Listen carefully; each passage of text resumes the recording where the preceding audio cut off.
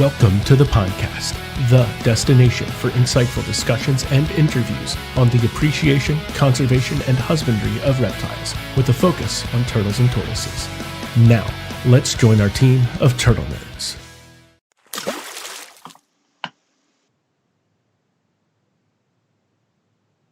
Oh, is he there? Oh, hey. Hey, everybody. Welcome to another episode of the Pondcast.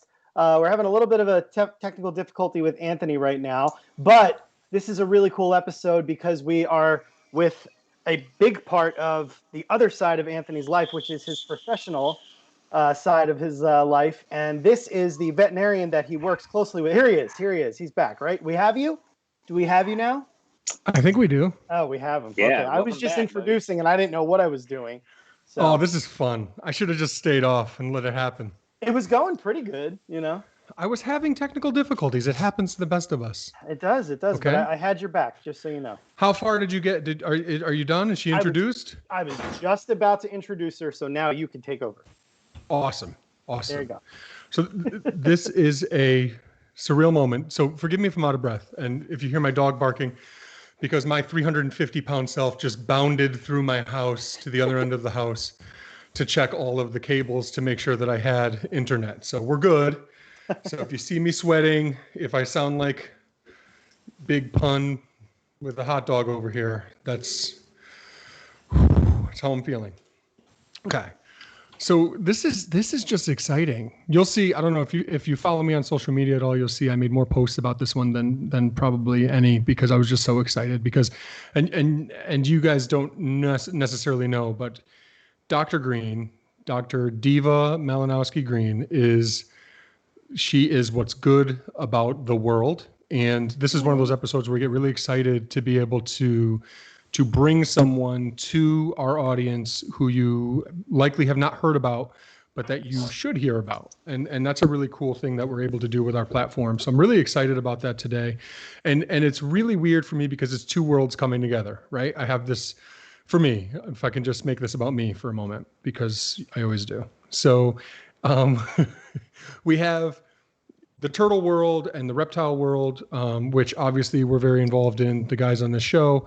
And then we have my professional world with VCA and the veterinary world in the Northeast here. And Dr. Green, you're such a big part of that. And you are like my favorite person among favorite people. You are just top notch. And I'm so excited to have you here. So thank you so much for coming on. Thank you for having me. I hope you don't mind compliments because they're coming your way. Just saying. Oh my goodness. I know, it's kind of a big deal. It gets awkward. He gives very awkward compliments. I don't care. I will look you right in the eye, and this goes for all of you. Even you, Kevin. Even you. I will look you right in the eye and tell you how much you mean to me. So just be ready for that, okay? And if you watch the show, you know that. Yes, I can be a pain in the butt, particularly to Kevin, but I also, yeah. Anyway, so welcome. The two worlds coming together. One of the things about social media that is really good, even though we obviously complain about social media as being the bane of our existence, I had a post the other day that I made, and I had Job Stumpel, who is a veterinarian in Europe, talking to a vet tech from Hamden, Connecticut, who I know, and like they were talking about a turtle. I thought, this is the coolest thing ever. This conversation is happening because I exist. It's a really cool thing. So that's kind of what I want to do here. I think you are an awesome up and coming exotics veterinarian. You have your own blog, Diva Off the Leash, which is really cool. And you have some really cool stuff on there. And so just I'm excited to try to get your brand and your style of doing things out to a broader audience. So Thanks, Anthony. You're welcome. You're really welcome. Hey, thanks for clearing up how to say his name, by the way. I always call him Job in my head because I did not it's spelled Job. Yeah, Yeah, but I think me too. I think it's pronounced Job, and it's probably like Stumpel or something. Stumpel, yeah. I was just Very knowledgeable Job guy. Stumpel. He was. Yo? Oh, all right, maybe. Yo. Cool name. Not Yob. I said Yob. Yob. You're right. You're definitely. Steve's always right. Just ask Steve. Don't talk to me, Chris. Just ask Steve. Give me a break, man. So, So Dr. Green, we've been through a lot together, you and I, We right? have been. Yes. You've helped me with a lot of my own ailments. Any of those stick out to you in your mind in terms of something that where you learned a lot or where you were excited? You're always excited. We're going to get into all of that. You're always excited to work with my animals, which makes me excited and makes me happy to collaborate with you. But any of those in particular? I think the most recent case that you brought to the hospital was probably the one where I've learned the most so far because we've done the most diagnostic workup. Right. So that was really wonderful. And most exotics that come my way, I'm not able to do a workup on sick patients because they are. Um, I hear because there's a a lot of, dog leash. yes, there is a dog right next to me. Sorry. All right. You're a um, veterinarian with a blog. You should have a dog next to you at all times. Like you're a Disney princess almost. Okay. Continue. so a lot of times there is a lot of financial constraints around the diagnostic workup of exotic pets, and so that provides a lot of difficulty for me to kind of further my learning and further to do my job. Who just made that comment in the chat? Was that Steve? Steve? I think it was Steve. Steve did that? He's making fun of me for how excited I am. That was really good. Like I'm on my way to Hamburg to the Reptile Expo. That's what he said. Yeah, so that's something I wanted to talk about. So thank you. Great segue right into what I wanted to talk about. The difficulty, the challenges of being an exotics veterinarian. Now, you are a DVM, so she's a doctor, she's a veterinarian. You're not an exotics specialist, which would be a board certified specialist who goes to school for like 3 years after becoming a doctor, because everyone wants to do that. You become a doctor and they're like, I think I need to go and learn more. Crazy, especially for exotics, because, and this is my main point when I'm going on this rambling tangent, is there's not a lot of money in exotics medicine. You really have to have a passion for it.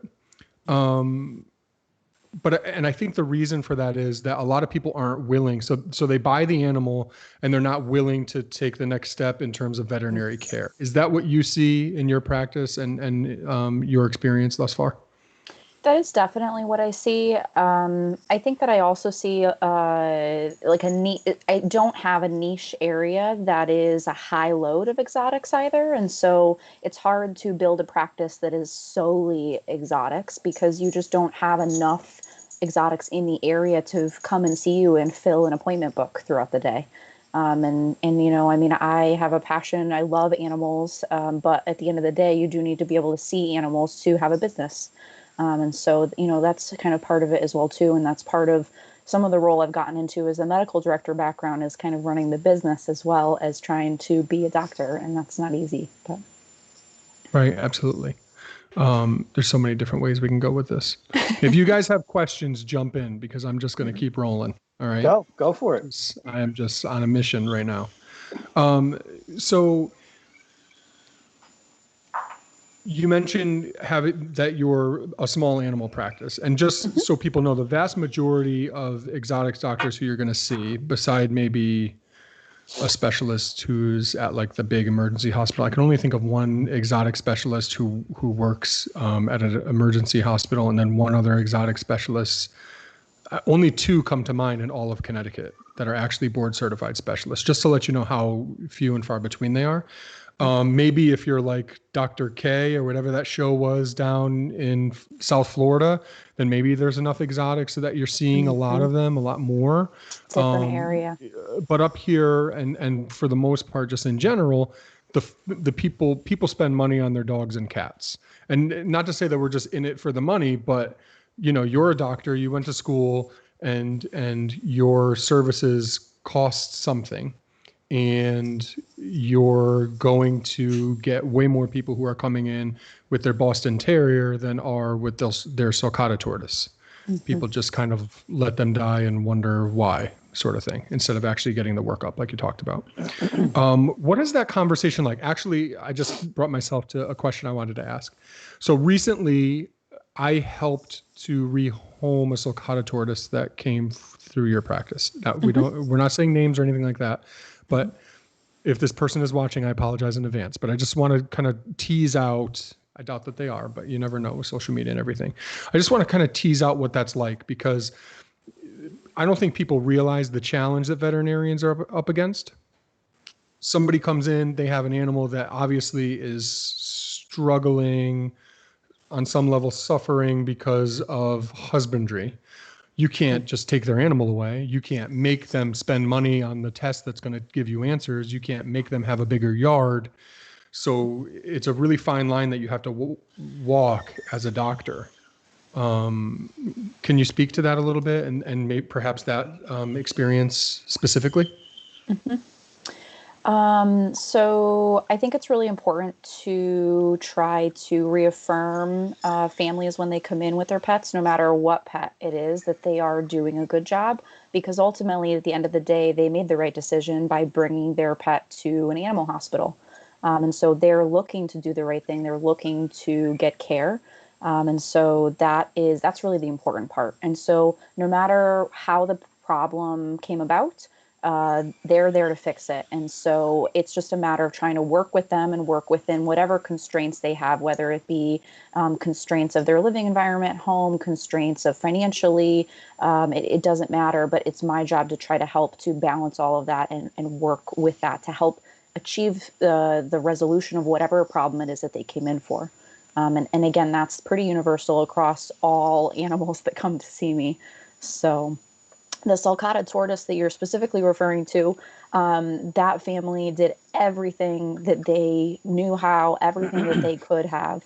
And they ultimately decided that they could not provide the care that they wanted to. And so they reached out to experts that knew where to appropriately rehome that animal so that way it could go to a good place, rather than just posting on social media and saying, free tortoise to a good home. So that would not have been appropriate. But, we were, between the two of us, we were able to find a great home, which was awesome. Right. So talking about that struggle, right, that the difficulty in kind of having people do the right thing, not the sulcata example, but just in general, right? And having that conversation.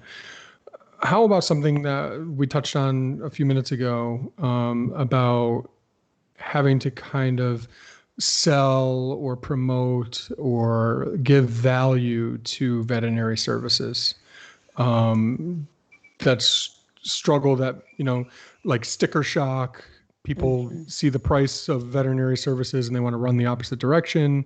When what you're doing is really, next level stuff, the same type of medical care that a human would get, but there's not the same type of insurance and stuff like that. So things are just kind of different. And from a leadership perspective, you mentioned you're a medical director. So just so everyone knows, a medical director is the boss of the doctors at a hospital. So you're at a very successful hospital, VCA Old Canal Animal Hospital in Plainville, Connecticut, my hometown, where I no longer live. A great hospital. And you have recently been promoted to medical director. Congratulations. Yay. Thank you. It's wonderful. It's great. That's absolutely wonderful. And so burnout with staff in terms of, we've been going through a lot with COVID and all the animal hospitals are doing curbside service and stuff like that. How do you support your team in, remaining positive and being able to communicate value for the services we provide? That's a tough question. That is a lot of things all in one question. Welcome to the Pondcast. So how about I start with how I create value for the services that I'm offering. So I'll start with that question first. So if you remember any of this, and if you answer just one, I'm happy. But if you answer a couple, then okay. That's a bonus. I do want to answer the other part of the question about how I motivate my staff, because I think you might find that funny. So awesome. So anyway, creating value for the services that I'm offering. So if I want to do blood work on a patient, so let's say a patient comes in, so your patient came in, the turtle that we were treating together came in, and so there was something wrong, and we wanted to run blood work. And so if I tell a family that comes in, I want to run blood work on your pet, and it costs $300, whatever that panel is, and it could cost less or more, but I'm picking a random number. So that's a lot of money. And so what I need to tell them is that in that blood panel, I'm going to be looking at liver chemistries, kidney chemistries. I'm looking at electrolytes. I'm looking at the red blood cell counts, the white blood cell counts. I'm also looking at thyroid function, urine samples, fecal samples. And that's all inclusive in that panel that I just said blood panel for, and so I shortened it to make it a easier conversation. But then when you go to elaborate on it, you have to tell them exactly what they're getting for that cost. And then it doesn't quite seem so expensive, maybe, because they're understanding that there's a lot of components that are part of that one blood panel.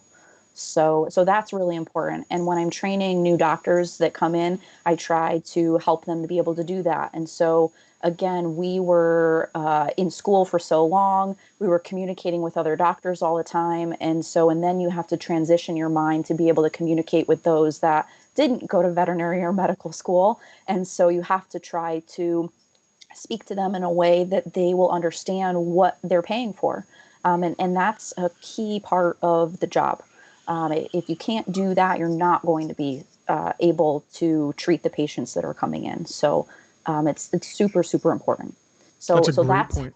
That's how I create value for what I'm doing. So Mm-hmm. as far as how I choose to motivate my staff, for example, last week, yes, the weeks have been going on and on and on. Curbside service, it's been super hot here in Connecticut recently. Really, for the entire month of July, it's been terribly hot. And everyone comes in the door with the pets and they're sweating, or it's pouring rain outside. It's not great. So the past couple of mornings, I've been coming into the hospital, and I'll pick a song on my drive-in, a song that it really motivates me and gets me moving and dancing in the morning. And so I'll walk in the building door, and I'll be playing the song really loudly on my phone, and I just start dancing and grooving, and I try to get the staff to dance with me, and that's how I try to motivate them in the morning at 7:30. You have never seemed like such a dork as you did just then, but that's okay. I can only imagine what that looks like. I think that's great. I'm gonna. Yeah, that is great. Yeah, it is really cool, right? Like a simple thing, but that goes a long way. We'll start doing that in the morning. Gotta have a little fun. Did you steal that from Andy Bernard on The Office? No, you play closing time every day at the end of the day? I'm actually a huge Grey's Anatomy fan, and I don't know if you know the main characters on there, Meredith and Christina. They swear by their 5-second dance parties, and so that's what I've started to do as well. But ours try to last more like a minute or 2 minutes, 2-minute dance parties. Right. That's really awesome. That's really cool. So I can't help but think, all right, you have to forgive me. I was a social worker, and I could never let that part of me go away, right? I overanalyze people and situations and all that type of stuff. So I can't help, as the father of 2 daughters, and Kevin has 2 daughters, and Chris has 2 daughters, and Steve has some cats, and I can't. 2 of them are female. But I can't. Seriously.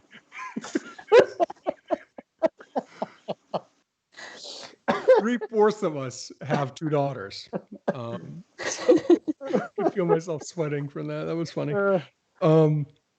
So I can't help but just think of what an amazing role model you are for them. So I was very happy before we came on live to have my 6-year-old Cambria come and say hello to you and see if she remembered when she met you that time that you amputated my turtle's penis. That's a true story. What is happening right now? That was. Oh man. Yes, that was. Yeah, that was a really rough moment. That was our turtle. Steve reminded me that was our turtle that was had its penis amputated, and she was there for that. She doesn't remember, probably for the better. But I do want her to know you, and because our working relationship means a lot to me, and I want her to see positive female role models in the world who are young, successful professionals and leaders. I think I'm going on a multifaceted question thing again, but you're a leader and you're a people person and you're a veterinarian, and those things don't always go together. Sometimes veterinarians are brainiacs, but they lack the ability to really connect with people sometimes. And they also lack the leadership skills that it takes to lead a team effectively. So anyway, again, I told you I was going to give you props, but can you speak a little bit to that? Like, as somebody so the veterinary field, it's not an easy field. It's not an easy job. You run around like crazy every single day. You're triple booked.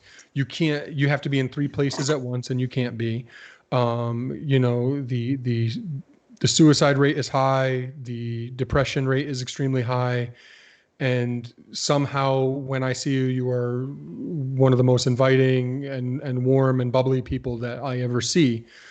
How do you do that? And then also, only 2 parts of this question. How do you do that? And then what advice do you have for folks who are interested in getting into the field? Great questions. Just long-winded questions. So I think that, well, first of all, naturally I'm a very positive person, and I like to focus on the happy moments in my day-to-day job. And so if I, have to unfortunately see multiple sick, debilitated pets in a row, I try not to get dragged down by those kinds of appointments.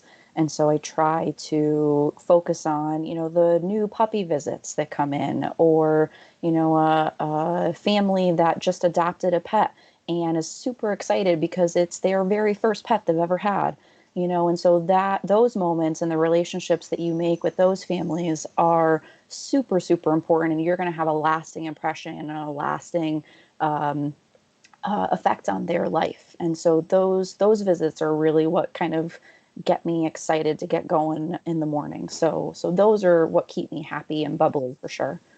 As far as my advice for others that want to come into veterinary medicine, yes, it is a really difficult career path. It's, trying to even just get into school is not easy. I applied to 18 veterinary schools. So that was a lot. I didn't know there were 18. Yeah. There are. I've lost count now how many are in the U.S., but I applied to some internationally as well too. But anyway, the 18 that I had picked, it's hard. It's hard to find a school that will accept you. There are not very many spots. So don't give up.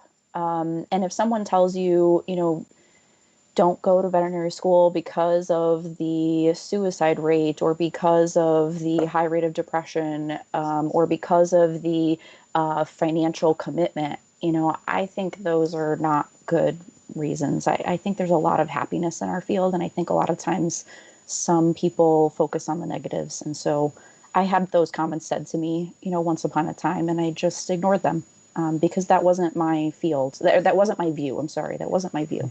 So. Not to dwell on those negative things to do with the field, but I actually never knew that. Is that really a thing, that there's actually a high suicide rate and depression with the veterinary field? Yeah, it really? is. Wow. It's kind of the reason why I asked about that like never-ending struggle to communicate the value for what you're doing, when every other appointment on some days seems to be questioning why the bill is so high.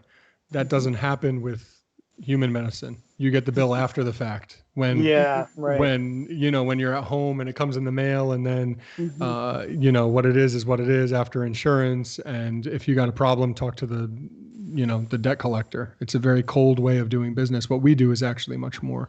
Well, you could be like me and get a $42,000 bill a couple weeks after your daughter's born. Call your insurance company, and then they say, "Oh, we're sorry, that crossed in the mail." So it's like, Well, at thank least they said they're sorry. yeah, yeah. And I replied, "Well, thank you for the heart attack." Nothing like seeing that on a piece of paper. Yeah, We should exactly. save that for another episode. I got plenty of Yes. stories with them. I believe you. I believe you. Let's talk about. Oh, go ahead, Kev, please. I was gonna say I think we should do one episode where it's just the three of us talking about the difficulties of raising two daughters. I'm I in. You could be think like, so. I am in.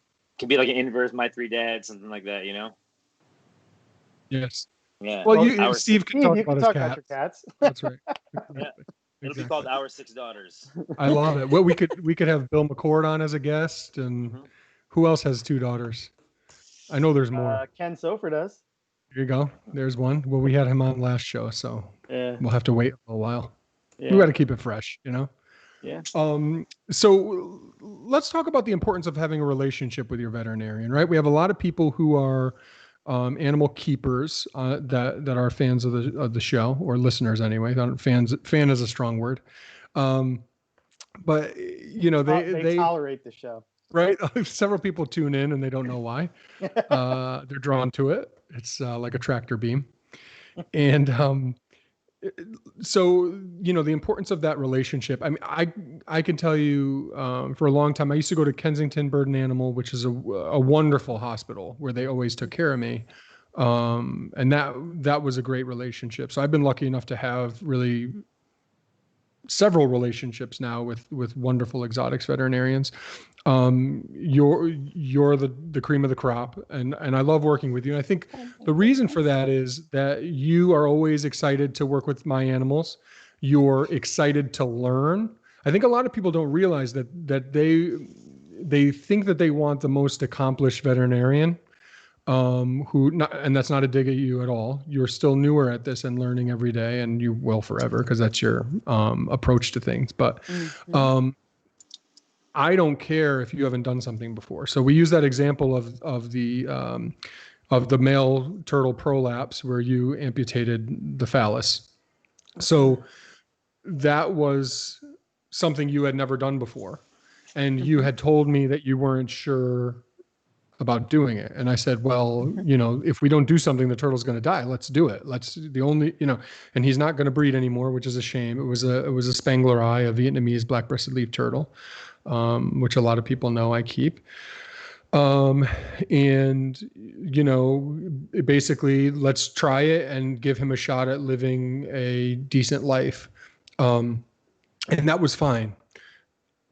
What's way more important to me than the fact that you've done that before is you're excited to learn, you're willing to work with me, you're excited to work with me, and that relationship that we have. And I think a lot of people don't necessarily think of that until they actually experience it, how important that can be for you in terms of like doing what's best for your collection.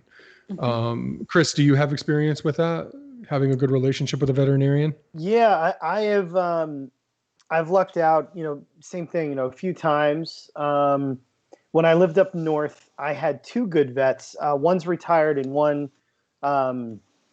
he relocated to North Carolina, and I was really bummed when I lost him because he reminded me of you, Dr. Green, because he obviously knew what he was doing, but he was eager to learn. Like when I brought him a certain turtle or tortoise, he didn't necessarily know the species or even the genre that it was in. But he knew, in other words, like I was able to provide him with certain background information, possibly natural history, maybe even some taxonomy on the animal, where that's what he needed to know. And then he was able to provide his services and his expertise, which is what I obviously could not do. So we were kind of like, we were a really good team in that aspect. So when I lost him because he relocated, that was kind of a bummer. But then another vet, who was another one that was super eager to learn.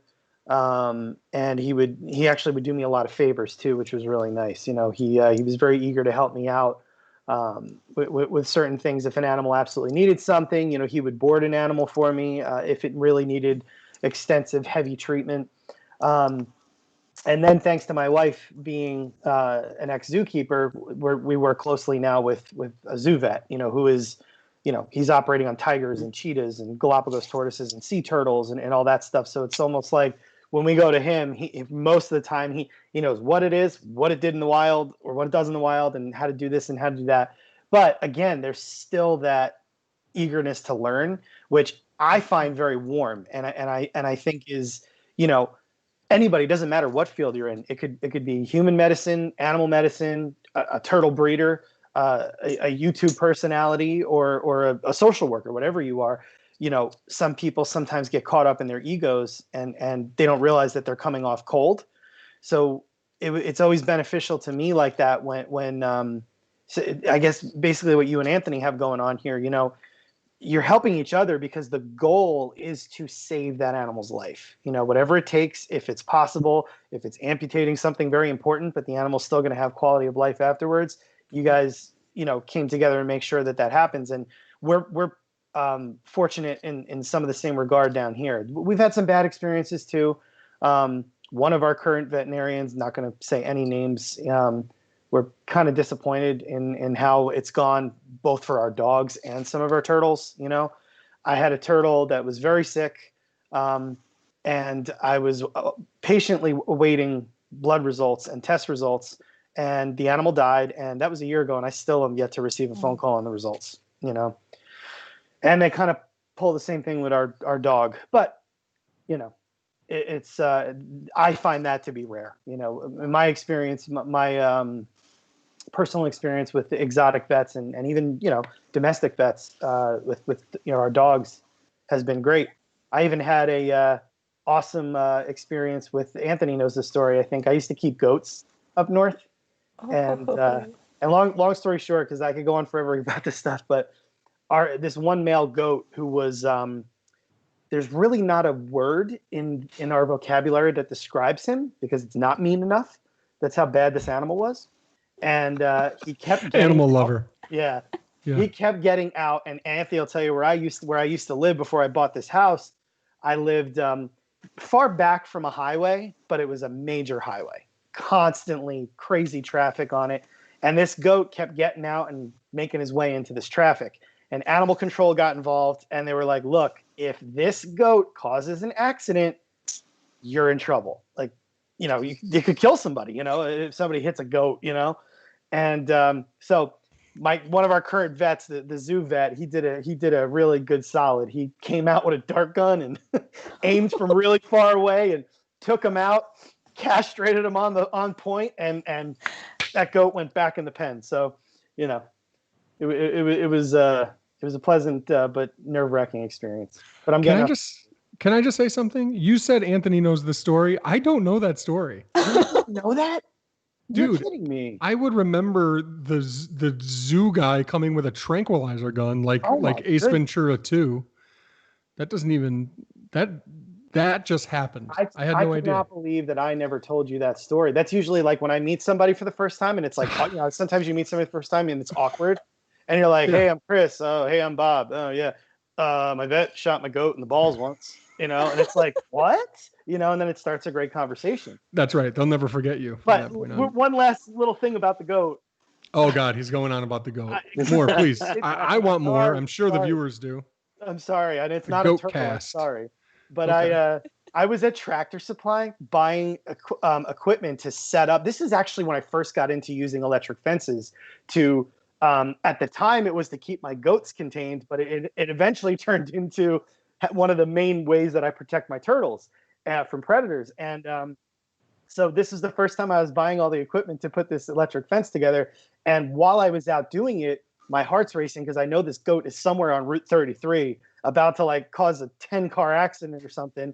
And I get a phone call from a good friend of ours that owns a zoo over here. And it's his son is the veterinarian. And he called me up and he said, "Hey, Chris, we got him." And I was like, "You're kidding me." He's like, "We got him. Just, he's a couple houses down from you. Just, get home so you can give us a hand." I get back and I drive down the road. Actually, I parked my truck and I walked down to the 3 or 4 houses down where they had them, and I see 3 animal control vans and the veterinary. He's a mobile vet. He goes to all these different zoos and stuff like all week. And I see everybody's cars and I see all these grown men. There's like 12 of them leaning up against their vans, laughing like little girls. And I'm like, what's so funny? And the vet, he comes over, he goes, look where I got him. And you see this poor goat laying on the ground with a dart hanging right out of what. So he went to shoot him and he got him in the. He didn't even mean to. They were just desperate to get him away from the highway, and the dart just happened to boom, and he went down. Yeah. That is incredible. It's amazing. I wonder, is there any local numbing property to a dart gun? Depends what it's loaded with. Right? Yeah. Do you not need a local block after that to numb the area? He's just right there. He's sleeping. Yeah. The dart got him right where he needed to. He's down right now. He's out cold. I suggest we castrate him. And I was like, I think it's the least you could do at this point. So, anyway. Just to make a point. Just to make a point.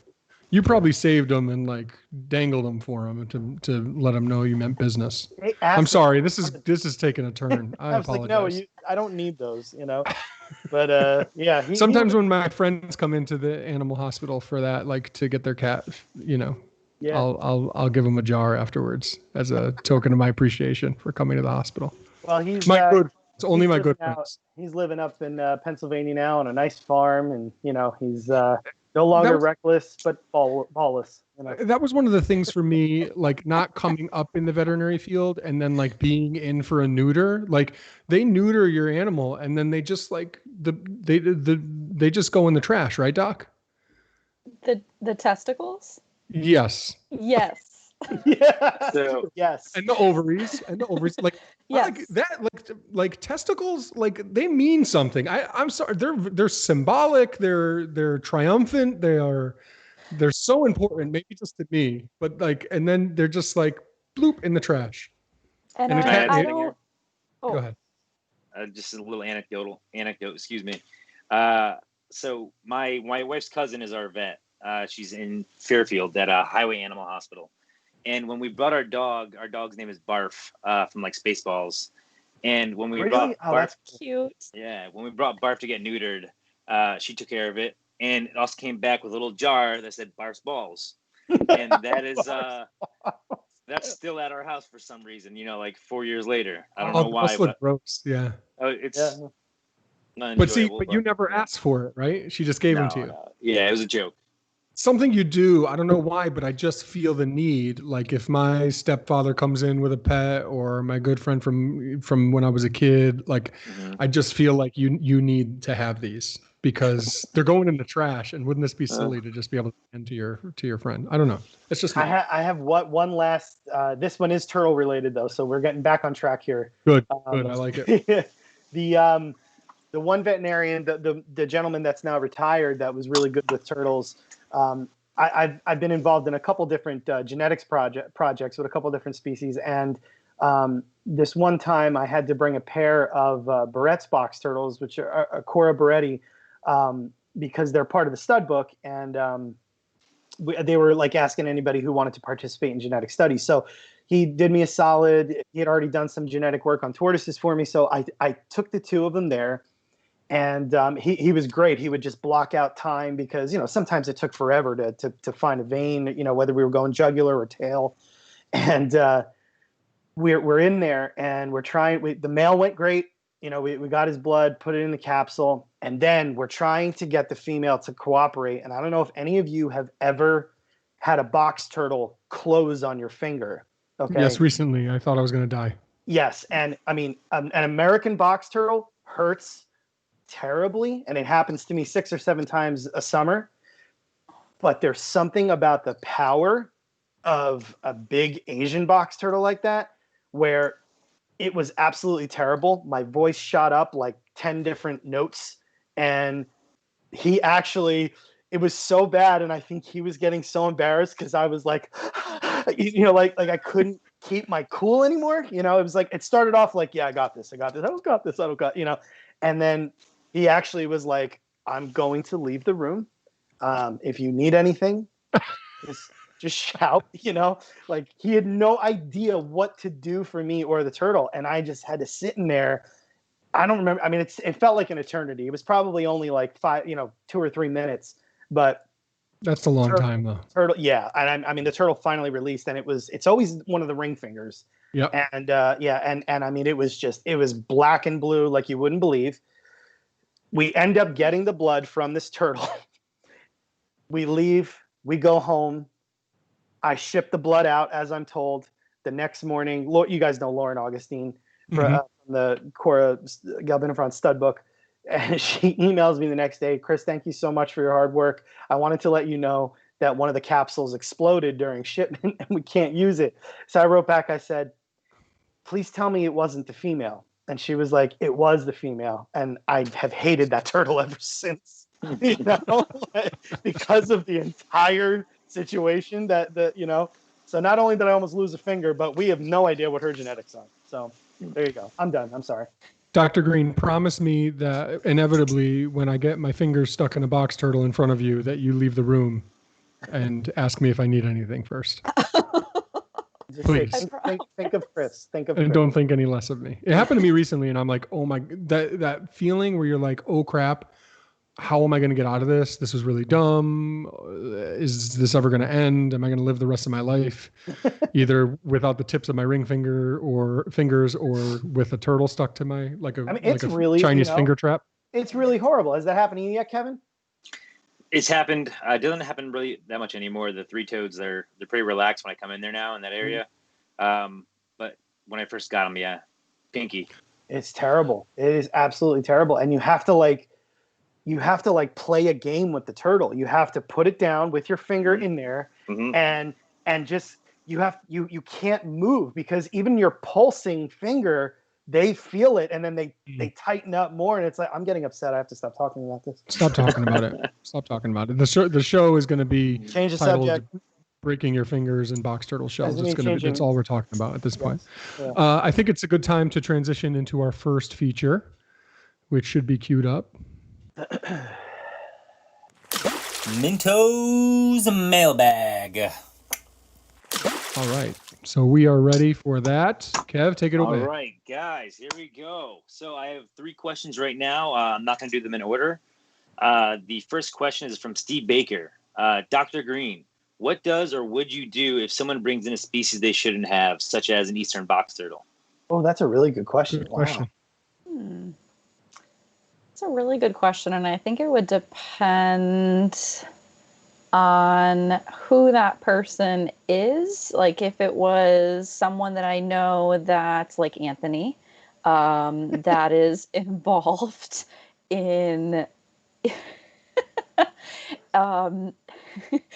with exotic species specifically, those, I wouldn't really pursue anything there. That's a really tough question. You would text me. Yes, you're right. I probably would. So if somebody came in with a wood turtle or a bog turtle, you'd be like, Anthony, what's up with this? And is then there I would any tell obligation with that? Like, does the Connecticut Fish and Wildlife put anything in place to exotic veterinarians? Like, hey, if somebody brings something in, we need to know about it? No. No. And I mean, I try to make it a point to not call the authorities on my clients that come in to see me. So as a general, it's not really good for business. As a general rule of thumb, I try not to report them. So it would usually be from ignorance too, right? Like, a lot of times people just don't know. So there's education that needs to happen there, right? Correct. That's the most important thing, I think, with that.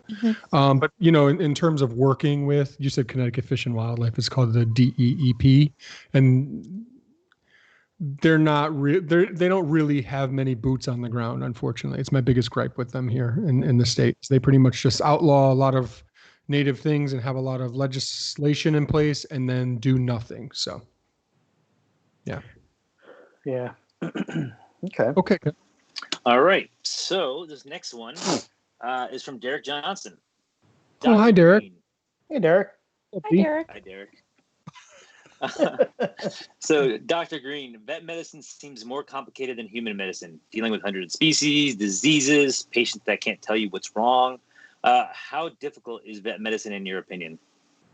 That was a multifaceted question. Good job, Derek. That was a good question. Good many questions. Yeah. I mean, I'm not a human physician, and so I can't really compare to that, unfortunately. So my opinion is definitely biased in that regard. But the number of things that I deal with on a day-to-day basis, and like Anthony was mentioning earlier, we don't really have social workers to lean on. We don't have other areas of government to lean on. It's really just us. And so we are the dentist, we are the internal medicine specialist, we are the general practitioner, we are everything. We are the phlebotomist, we do it all. And so, or at least we attempt to. And we try to do that to the best of our ability. And so we try to keep everybody happy, both our staff and our visitors to the hospital and the families to the hospital. So it's definitely very challenging. And it's difficult to explain how challenging it is, but when you just start naming off those few different jobs that you have to do on a day-to-day basis, I think that helps to kind of maybe describe that a little bit. Yeah, awesome. Thank you. Mm-hmm. Can I speak to one thing real quick? I just want to throw out there and give you props and also challenge our listeners to be better in this one area. I've spoken to so many people who want to hate on veterinarians for not knowing the species of turtle, of snake, of lizard that's brought in. There are now, we're talking about 340 some odd turtle taxa, but snakes, the number is huge. Lizards, the number is huge. There's so many different species out there, and that's just reptiles. We're not talking, you see rabbits and ferrets and guinea pigs and ducks and chickens, and the amount of animals that you'll see at a small animal exotics practice is incredible. So the fact that your veterinarian doesn't know that the scientific name of your Chinese box turtle is Cora flavomarginata doesn't mean that you know more than them. It doesn't. And a lot of this animal medicine overlaps in the knowledge that we have. A lot of things we do, if you look at like the formulary books and the veterinary books, this is something we do for most turtles.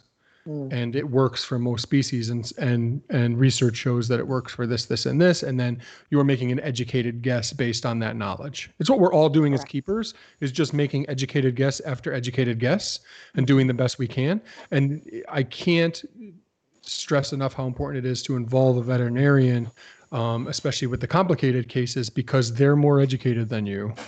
And they can make a more educated guess in a way that those of us who are obsessed with different species and things like that and husbandry, we're not on that level in terms of the medical stuff the vast majority of the time. So I just want to give that little shout out. I know that's something that has come up for you too. Can I just say too, though, and as a tangent on that, so it's that relationship we were talking about earlier is so important.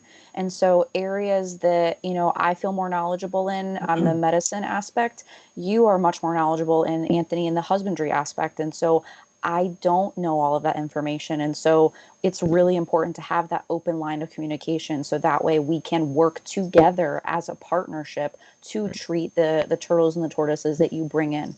And so it's important to have that relationship because each person does bring something to the table. That's all I ever wanted. It's true though. It's true. Just like all I ever wanted was to just be respected. That's it. And yeah, so to have a relationship with anyone, with all of you guys here, mutual respect, it's what it's all about. So, okay, Kev, back to you. All right. This one was just asked. Dr. Green, are you taught compounding in vet school or do you use an outside compounding pharmacy? That's a great question. That's a great question. And so we're sort of taught about compounding medications in a roundabout way in vet school. And it's very difficult because every state has their own compounding laws. And so they can't really, they can only teach you what's in the state of the school that you're going to school in, but they can't teach you every single state's laws out there. And so it's up to you to kind of figure that out when you go to practice in whatever state you choose to go to. And so every state's different. And you kind of learn a little bit on the job as well. I know that's not super comforting to hear that, but you become more comfortable using certain drugs in certain formulations, or ones that are super bitter, might need flavoring added to them. Medications like cats in particular are so difficult to medicate at home. And when you start to diagnose cats in particular with chronic diseases like high blood pressure or hyperthyroidism, you need to be able to give those cats medications on a daily basis to help maintain them and keep them healthy. And so then the compounding pharmacy becomes your best friend. Transdermal medications, which is like a lotion that you rub on the ear, those are your best friend with cats. And there are many medications that can be made into that formulation. But that is not something that I learned in veterinary school. That is something that I learned on the job, because I tried to send an owner home with a pill that they paid, $40 for a month's supply. And then they got mad at me because they couldn't pill their cat. And so I learned that I needed to compound that medication. And I learned by trial and error, unfortunately. But learn the hard way. Yeah. Yeah.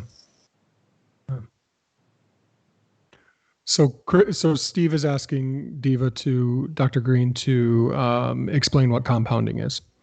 So compounding of a medication is taking the original form and turning it into another form. And you might be turning a pill into a liquid, or a liquid into a pill, and you can make it into whatever concentration it needs to be to make it easy to administer. You can also add flavorings to it and things like that. And so that's what compounding is. There are lots of different compounding pharmacies across the United States.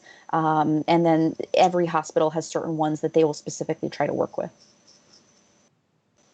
Thank you. Yeah. So a comment was shared by Derek, who had just asked you a question. Just so you know, you're doing very well. He said, "Thanks, Dr. Green. Yourself and every vet out there are truly astounding at the workload you handle on the go knowledge that you have to learn. Bravo." Which I thought was really fitting, because I think that's exactly who you are, right? Trying to learn on the job and just do the best you can with what you have to work with. And at your practice, it's like that more than anywhere else. Your place could honestly have a reality show. You walk in there and it's like, I don't know, it's like Santa's workshop in late November. That's a great way to describe it. It's just wild. Everyone's running around crazy, and I come and visit, and everyone is so nice. Everyone's so busy, but they're so nice. It's like Norm walking into Cheers. Oh, Norm, but everyone's working and moving, and you as the visitor are just standing there, and you're having like side conversation after side conversation with people who are like coming into and out of the room. So you could stay there for 2 hours and not stop talking the entire time, but every 15 seconds you're getting a new person that you're talking to who just jumps into the conversation. It's like extreme speed dating, except it's not dating. Yeah. It's pretty cool. So that's awesome. So Kev, that's it, right? You don't have another question? I actually got one more. You do? That's unprecedented. 4 Look at questions in the that. mailbag. You're going to need a bigger bag. You got Mary Poppins bag over there. Work these shoulders out, Wow. Terrific. Let's do it. So this is from a longtime viewer and friend. My daughter wants to be an exotic animal vet. What's the best route for her to go? She's currently looking at Purdue University. Mm-hmm. So the answer to that is whichever route works for her is the route to go. So there is no one route that is better than another. And so, you heard me share some personal information that I applied to 18 veterinary schools. And so you go to the school that you get accepted to. It's not usually the other way around where you get to pick where you go. So you go where you can. And then from there, you try your best to you have to learn the core information first. And so, you know, you need to be able to learn to be a good cat and dog doctor before you can then move on to be an exotics doctor. And so that information is no more or less important than the exotics information. So that's really key, and you need to have a really good basis and foundation in order to move forward into exotics. A lot of that information transfers over. That's great. Awesome. That's Well great. said. That's really good. So, Steve, are you ready to move into our next features? I can't hear him. He's silent. So I'm just going to say he's probably getting ready. He's probably there we getting. go. He is ready. Okay, He is good. ready. He is Good. ready. I'm embarrassed. I never know what to do involving Steve. He muted the microphone because he had to blow his nose. Terrific. TMI. He's TMI. courteous. Now he's mad at me that I told everyone. He was blowing his nose. I'm embarrassed. I'm embarrassed. This went downhill fast. We were doing so well. Dr. Green had a nice answer, and then where did the show go? Okay. So now we're going to get into Pit and Peak, which Steve is ready for. And we're just going to go one after the other. Now, what I want to do, guys, I want to see this, and I'm just going to say this for everyone. This is our plan, okay? All right? Mind, mouth. Let's go. We should go more quickly than Dr. Green, okay? She's our guest.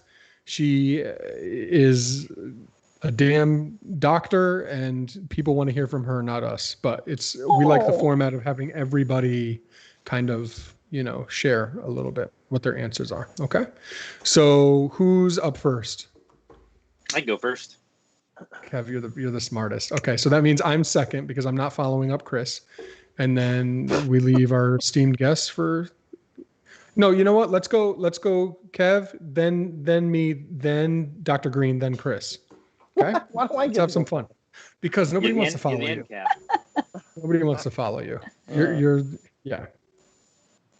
Go ahead, Kev. All right, so this is my peak, actually. My yard is providing 95% of the food that I'm feeding my tortoises this year, which has been really, really great. I've had, I got an idea from Anthony a couple years ago to reach out to like a local grocery store to any kind of like old produce they're getting rid of. I can kind of go through that. But this has just been way easier, and I'm a great variety. I'm just very happy about it. That's awesome. That's really cool. Nice and succinct too. Good job.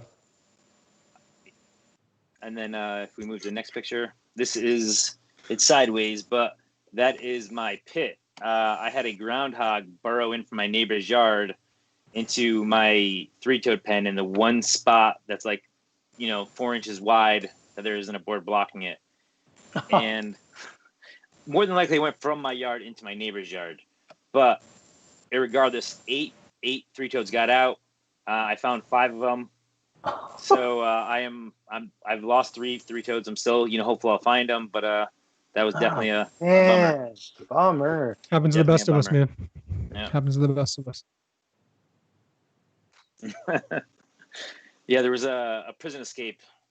So my dog had a fight with a groundhog the other day. It was like Chris with your finger stuck in the box turtle. It was a couple minutes, but it felt like 15 minutes. He was fine. The groundhog just wanted to get away. He was like playing with it, and he never got bit. But I was like, I'm a slow human, generally, physically, more so than mentally. There's ice cream involved. That's true. Not when I'm trying to get my internet to work before the show comes on. But he ran out, and they went through my whole yard like diagonally the long way. It just went on forever. It was like Aunt Bunny falling down the steps. It just took forever. So that's from. I got a groundhog too in one of my pens. It's weird that like all 3 of us are having a crazy presence right now. It was epic. He lives underneath the Aldabra shed, but he actually ran into it the other day because he freaked out. It was awesome, but he's fine, I guess. Chris, do you get raccoons in your have-a-heart traps? Sometimes, yeah, it depends. What are you using to bait? Turtle pellets. Okay. That's the best. That's like the best thing to use. I mean, a lot of people swear by sweets like cookies and marshmallows, and I've tried that. If I don't eat them all myself, it's kind of heartbreaking for me to part with them. You guys can feel free to have this conversation offline. You got it. Sorry, Dr. Green. there was a reason behind it, but Yeah. I'm just kidding. No, that was actually fine. That was fine. That was just me being a jerk because I think it makes for good radio or internet broadcast, whatever the heck this is. Yeah. Whatever. I think What we'll is get an this? award this year for this show. Yeah. We're gonna make our own award and we're gonna give it to you because you deserve it. Thanks. Yeah.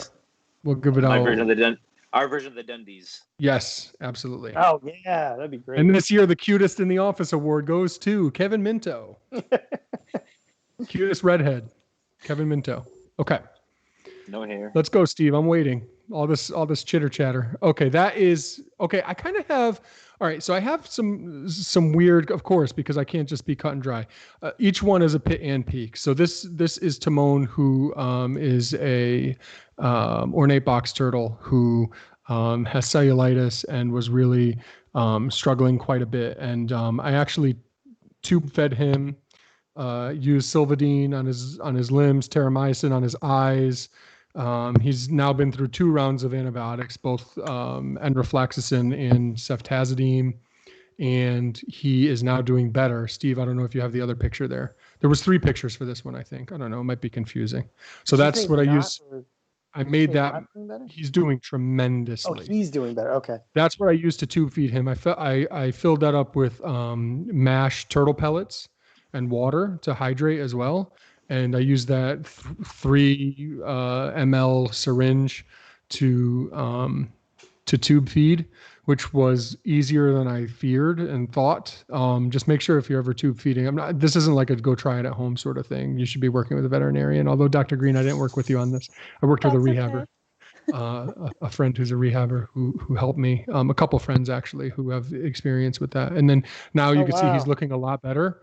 And he's climbing the walls in the tub that he's in. That's kind of like a quarantine tub until you can see he's still, I don't love the way his legs are looking. So that's kind of like a pit and a peak. It's like a interview question answer, like tell me your greatest weakness. And I tell you a strength anyway.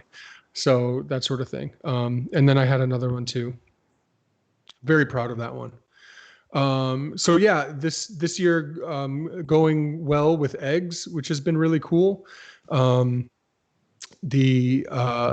small egg that you see there is from a turtle that weighs 32 grams, which I did not think was possible. So just to give you reference, that turtle it's like 2 1/4 inches long. The female that laid the egg. The egg itself weighs 2 grams.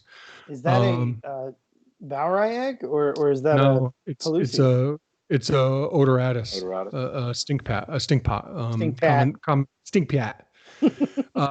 turtle, and from the smaller locality, which is crazy. The second largest egg is actually from a Everglades barri, a 3-striped mud turtle, which is a very small turtle, like 3 inches long as an adult.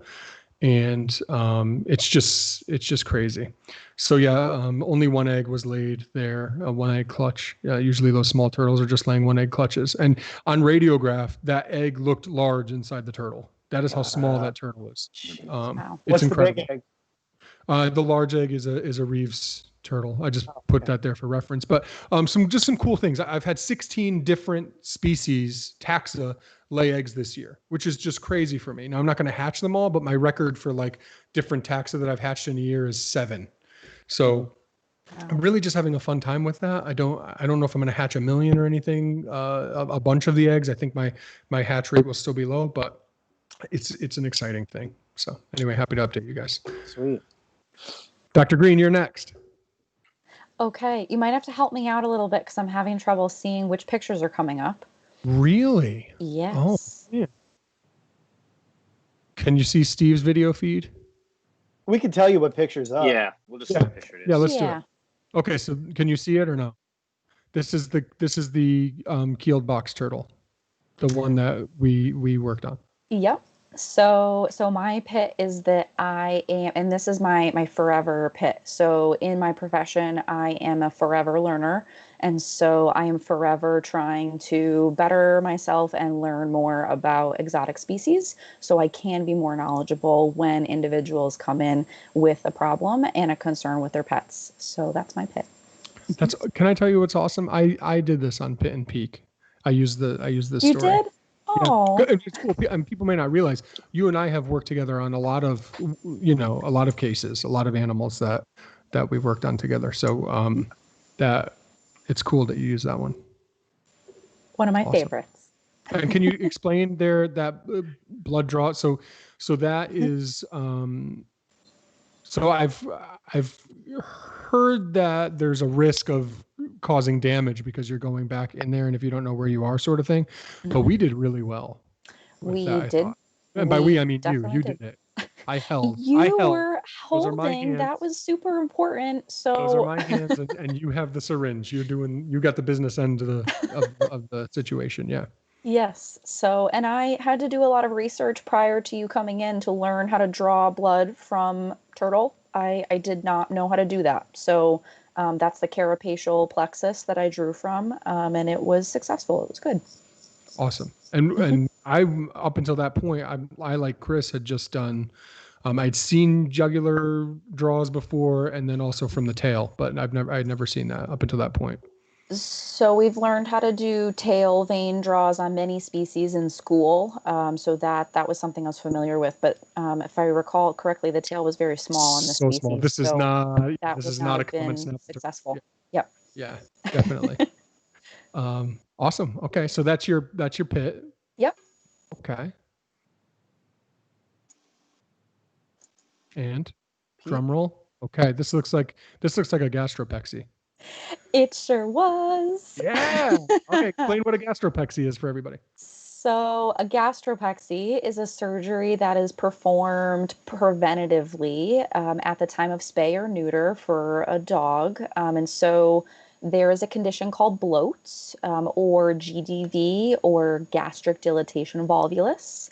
And what happens is spontaneously, or because of heavy exercise, or because of the breed specifically, the stomach can actually turn completely over and it will cut off blood supply. It will start to fill with gas and distend. It's extremely painful. It's life-threatening. The pet can die within a matter of hours. And so it's super, super important to get them to an ER whenever that happens. And I say an ER specifically, not a general practice where I work. So very, very important to seek medical attention. Anyway, but I recently have, and when I say recently, in the past year, have been trying to specifically learn how to do this preventative procedure at the time of spay and neuter for dogs, to tack the stomach to the body wall. So that way it prevents this condition from occurring. And it's not 100%, but it's pretty close. And so it's wonderful. And if it prevents people from losing their pets early, that's a condition that I want to try to help treat. It's not a particularly difficult surgery when you're already in the abdomen, but there are a lot of organs that I don't want to by accidentally injure during that surgery. There are a lot of vessels. There's a lot of other important tissue. And so trying to learn how to maneuver around all of that to do what you're trying to do is really important. And VCA really helped me to do that because they brought in Dr. Stern, who's a board certified surgeon at VCA Cheshire. And she came in and did 2 gastropexy palooza days with me. And yes, I call them gastropexy paloozas because I was really excited about them. And so that was what I called them. And we just did gastropexy after gastropexy after gastropexy on patients that it was indicated for. And I learned how to do the procedure. And so the picture that you're seeing is me afterwards doing a gastropexy on my very first patient solo. So, yes. That's awesome. I'm so happy to get that update. For one of those days with Dr. Stern, I helped you set that up and was there during the surgery, which is so cool. People who watch the show know that I am a turtle guy and I'm really lucky to be doing what I'm doing. I get to see cool stuff like that. Like I have dogs, and even though I'm a turtle person, it's really cool to be able to be in that surgery and learn about it. I didn't realize you're like, for lack of a better term, and I'm definitely using the wrong medical term, but you're like scoring the inside of the body wall, like cutting it so that, and then you also cut the stomach, the outside, and then you put them together. It's like Tusk. It's like a fake made up movie, like Frankenstein, where you're putting these two different, you're putting an organ and a body wall together, and they're fusing together. Up until I actually saw you guys do it, I thought that you were using like a permanent stitch that would stay there and hold the stomach there so it wouldn't twist, but you're actually planting them together like somebody who's like growing a bonsai tree or something. You're like totally manipulating things to do what you want them to do, which is like the coolest thing. Did you guys know that?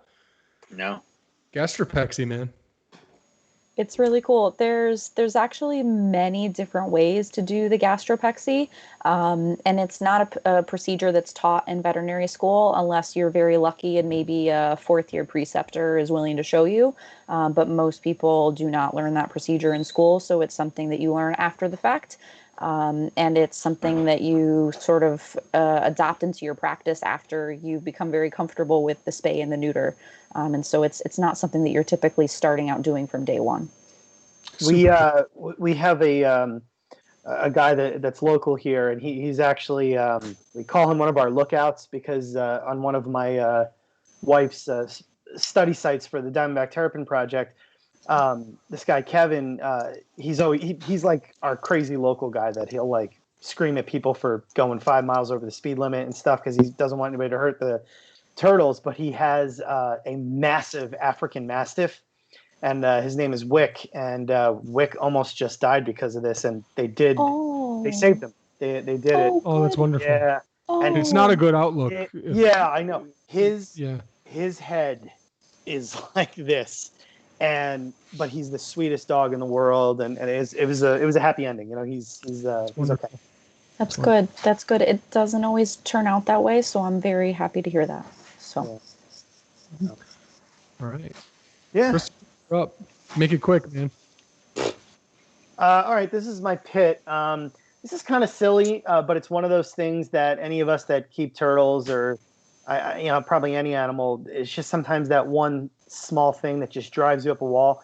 This is the newest pond that I put in on my property, and it's for our alligator snapping turtles. Some of you watching may have seen the YouTube video and all that. I cannot keep the algae under control for the life of me in this pond. And I'm usually very good, biological and yada, yada, blah, blah, blah. But because of COVID, a lot of the pond stores missed the boat on getting their pond plants in time. So I couldn't get any pond plants down here in time for this. And because it's so sunny and hot, the algae's just been getting out of control. So I called my father and I asked him if he could hit up the pond store up by him and buy whatever they had left of water hyacinth and water lettuce to help me start getting this algae under control because it's a brand new pond. And he went out, he bought me $100 worth of water hyacinth and water lettuce. Wow. Brought it down. I gave him the money for it, because it was like an emergency because I just wanted to get this cleared up so I could see what the snappers were doing. And we put it all in there. I was like, I drained the whole pond, scrubbed every single rock and crevice. The water was nice and clear. The plants were in. Female alligator snapper ate every single plant overnight. So the pond's green and it's gonna stay that way for the rest. This is important. I want everyone to know. Like snapping turtles have a really bad reputation, and studies show like gut contents like 70% plants. Like these are not animals that are just ruthless killers that are killing all the ducklings in the pond that you love. Yeah. Anyway, they eat vegetation. They also eat some fruit. They eat acorns. And luckily the turtles are happier with the water being dark because they feel more secure. So it's. I was going to give you a hard time because you said I love like biological, but the algae and but that is biological. Yeah, but what I mean is if you go to my other ponds and you park the plant life, you can see down there. You know what I mean? Like this is it's kind of cool. It's kind of creepy too. You never know when this giant alligator snapper head's going to appear somewhere. Yeah, but that's good. Anyway, that's my little pit lately. That's been driving me nuts. You should try a filter with a UV sterilizer. And why not? We'll talk about that another time. Oh my God, why you gotta hate on me like that? Oh, I'm not hating on you. I'm hating on you. It's okay. That was just right? a blatant lack of respect. I've been sweating, yes, the whole time. I told you that I started the show by running up and down my stairs in my Well, house. you made it. Okay. You made it right in time. You did good. My dogs were barking. They thought all hell was breaking loose. Okay. So my peak this time is as time goes on here and all my enclosures really mature, my turtles are really becoming self-sufficient, which is something that I strive for. And again, going back to the whole naturalistic keeping is my biggest thing. That's how I want everything to be. And I'm seeing the turtles really be self-sufficient now.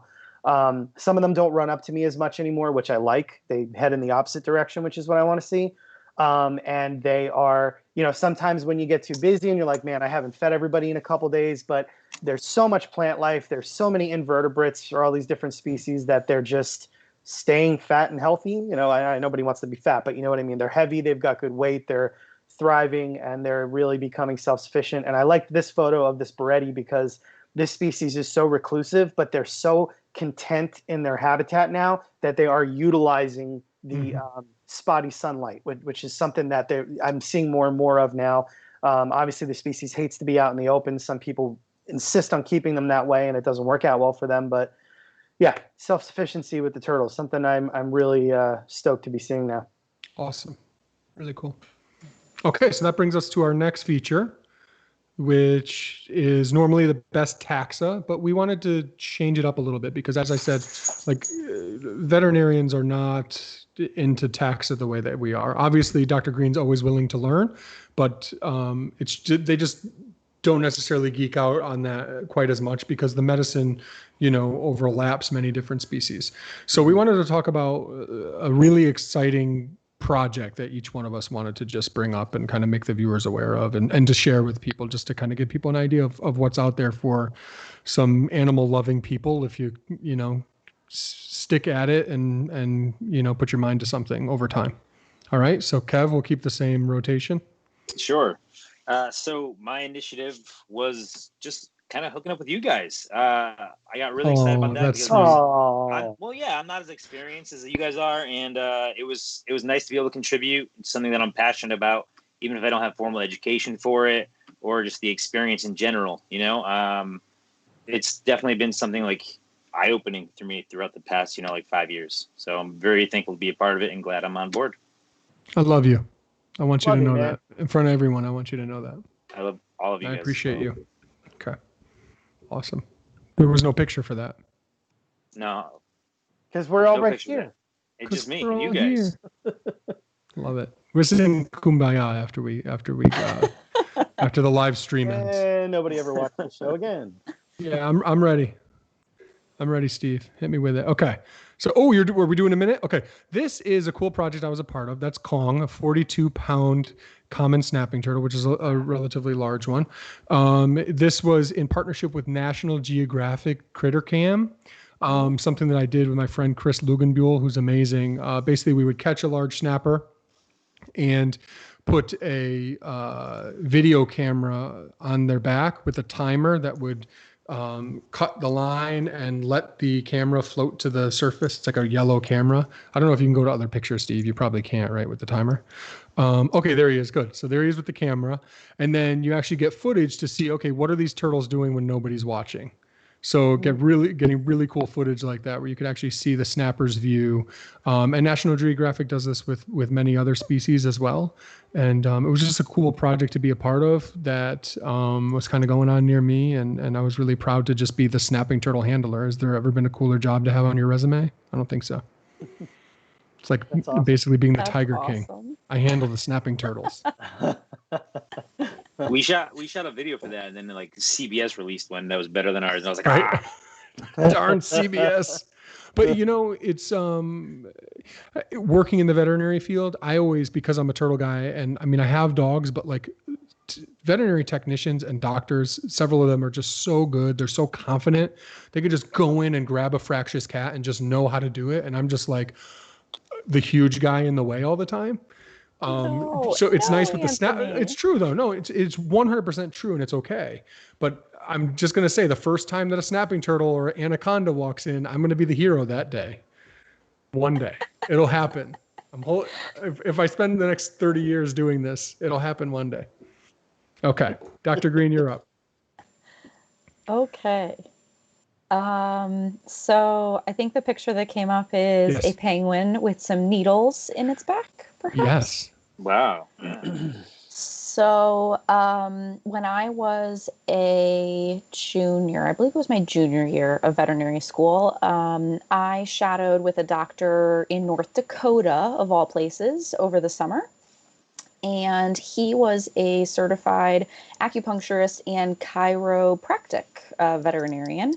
And he totally broadened my horizons as far as holistic medicine goes. And so I saw all of these animals that were older and debilitated, and with acupuncture and chiropractics were able to move better and live a better quality of life in their older years. And so this inspired me that I wanted to become also a certified veterinary acupuncturist. And so in my senior year, I enrolled in a program that was an integrative medicine program that allowed me to do that. And so I finished up about a year out of vet school. It was a little bit of a long program, but it was good. And I then decided to also combine that with my passion for exotics. And so I reached out to, first it was the Roger Williams Park Zoo in Providence, Rhode Island. And I worked with them for a couple of years on doing some exotics for acupuncture on one of their giraffes. So that was super fun. And we helped her with her mobility concerns.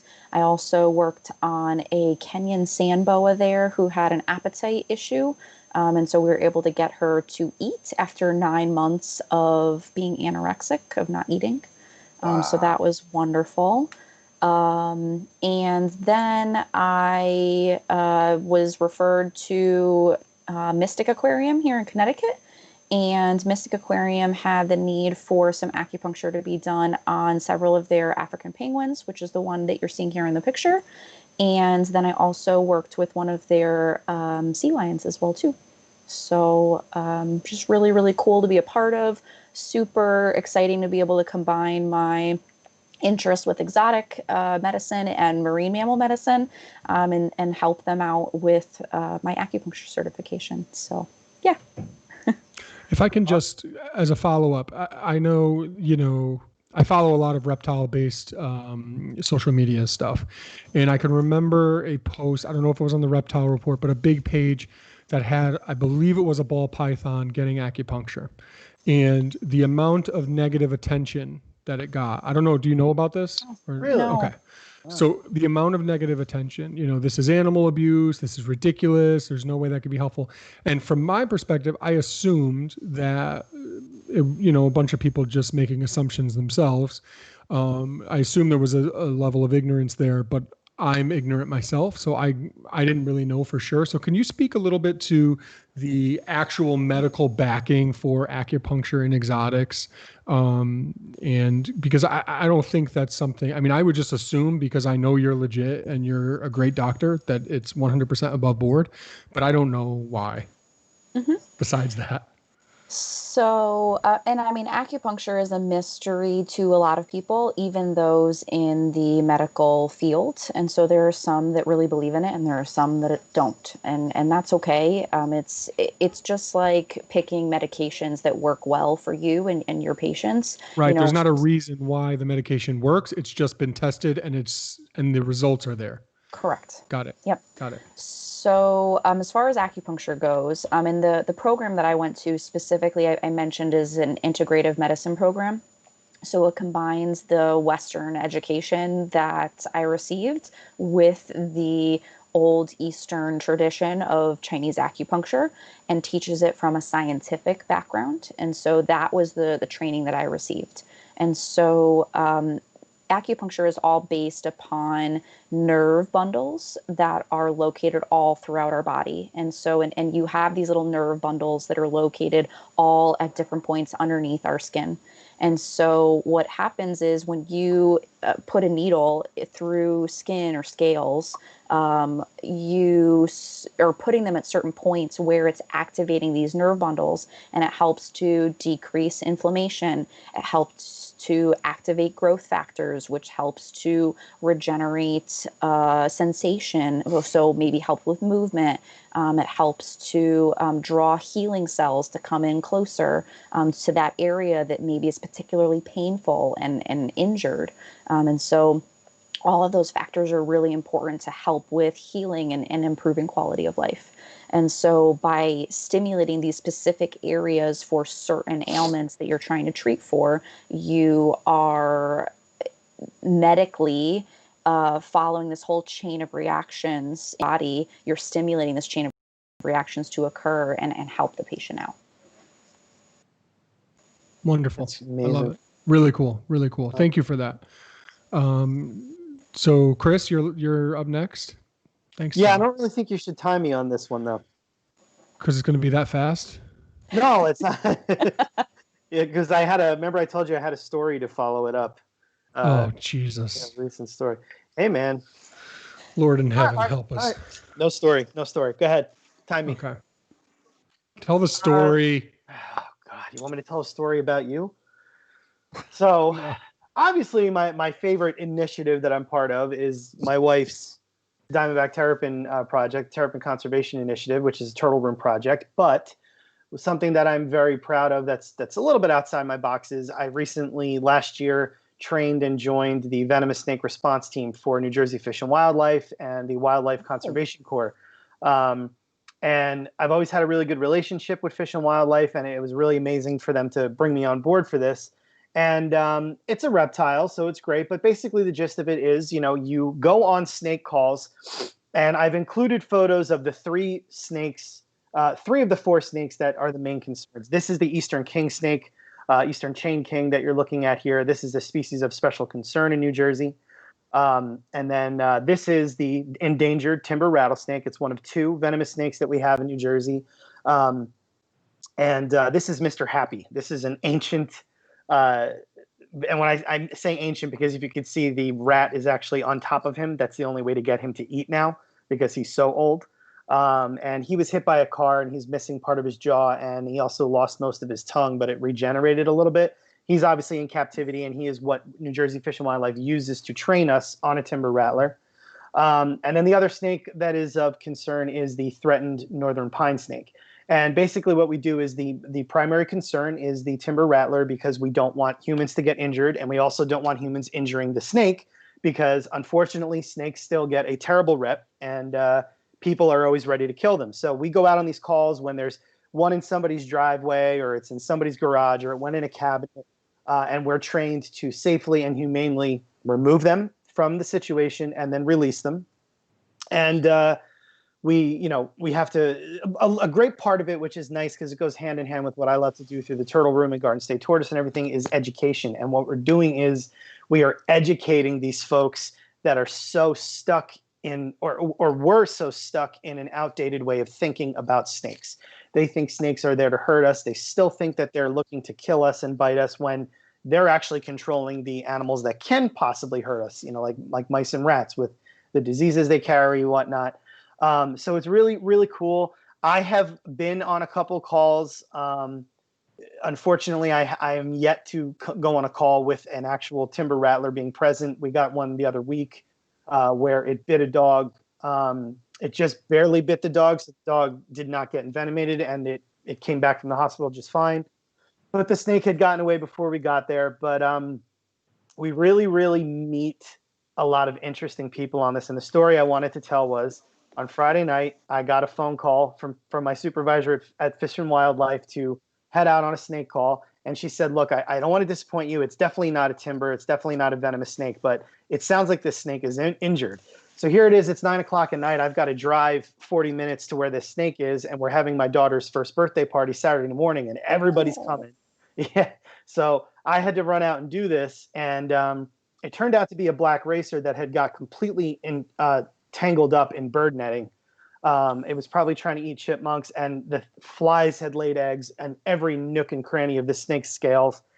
So I'm out there getting eaten alive by every insect you can imagine. And this woman, this elderly woman who lived at this house, is proceeding to tell me that she is a animal massage therapist, and that she massages skunks. She was coming on to you. She was definitely coming out now. Wild skunks. And I'm standing there, and I've got this snake trying not to get bit, because black racers can inflict a painful bite, getting bit by everything else around me, trying to cut this snake out. And this woman is talking about all the different animals that she massages. So unfortunately, I never got to ask her, has a skunk ever sprayed her when she was trying to massage it? But I did safely remove the snake. Unfortunately, he did not survive. But that's my little story about that one, and it's an initiative that I'm very happy to be proud of.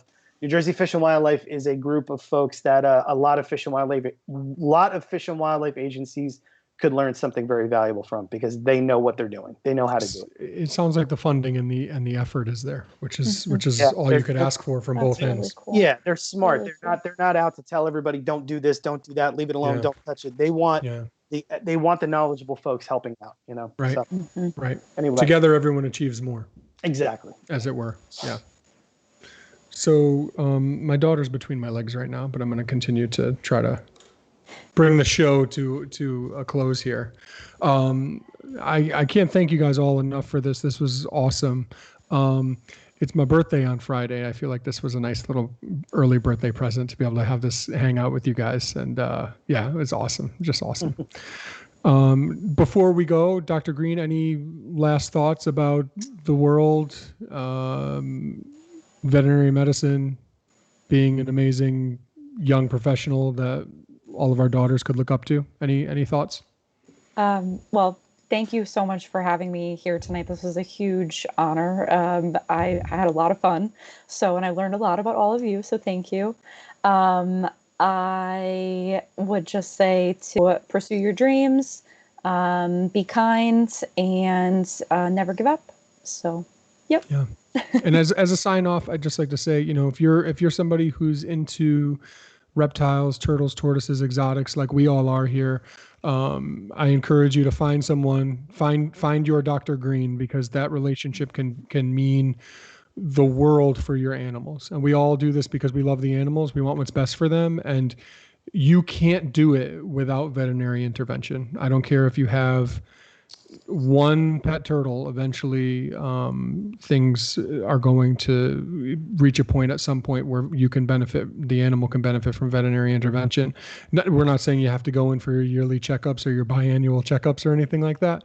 But it's important to have that on your back pocket, and don't do what so many people do and make excuses, self-serving excuses to not do it. If you can't afford the veterinary care, it's probably not right to get the animal. Just something to think about. So keep that in mind. And Dr. Green, I can't thank you enough. It's so awesome to be able to kind of show you to the world. Not that we're broadcasting to everyone, not that everyone's going to watch this, but to a different world. And if you're in the Connecticut area or even the Northeast, there are a lot of good exotic vets who are willing to see your exotics and willing to learn with you and willing to teach you and work with you. And if you're in Central Connecticut area, Dr. Green is top notch. So just something to keep in mind. All right. Thanks, Anthony. Thank you. All right. Yeah. Appreciate this was a you great guys. show. I had an awesome time. Thank you so much. I think the whole neighborhood knows you had an awesome time, Kevin. Sorry, that was an old school. That was an old school reference. Okay. Sorry, Kev. You're having trouble controlling the volume of your voice. Everyone noticed. Thank you, guys. Till next time. Night. Good night. Deuces.